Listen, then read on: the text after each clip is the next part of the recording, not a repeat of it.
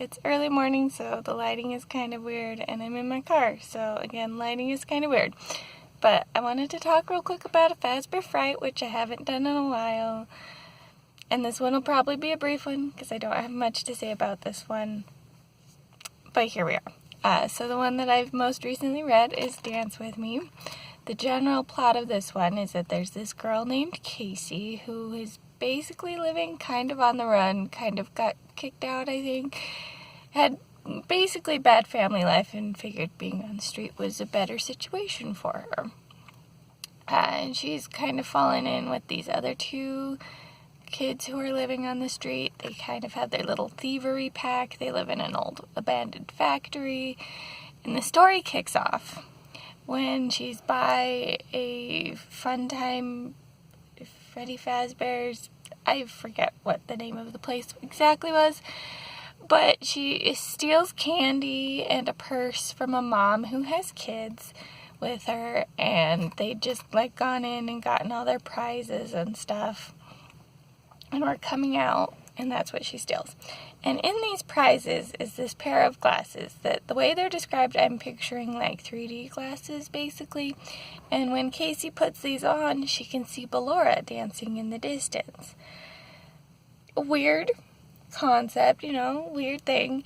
And then she starts getting kind of obsessed with putting the glasses on because it seems like Ballora is getting closer every time she puts them on, and she's really impressed at the technology that makes it so that it's not just at the pizzeria you can see her, but she's everywhere. And then it kind of kicks Casey onto the straight and narrow. She gets freaked out and thinks Ballora is coming to get her, and so she tries to run away. She moves to a different city, tries to go clean and stop stealing and things like that. And then ultimately, as Ballora still seems like she's getting closer and closer, she decides to go back to the lady she stole the purse from and give all of that back. So, yeah, it was an interesting story. Not the creepiest of them. It was cool to see the tension of Ballora getting closer, and in some ways I'm kind of sad that Casey reformed and gave the glasses back because I wanted to know what happened with Ballora. It's interesting with some of the others that the kids get eaten by the animatronics or whatever, but not the way of this one. And it was nice, I guess, too, on the other end, to have a redemption arc kind of story where it's we started off as a not great person and we ended up making good on it and trying to be a better person. I did like that aspect. On the other hand, with the little kid, does that mean they're going to be haunted by Ballora and they're going to be endangered by it? That would be my big concern with it, I guess. If I were Casey trying to give stuff back. But who knows? We don't know. That's just the ambiguous ending that we get. So, that's what I've got to say about that one. Probably not my favorite, but definitely an interesting take, especially compared to a lot of the others where the kids just keep going downhill.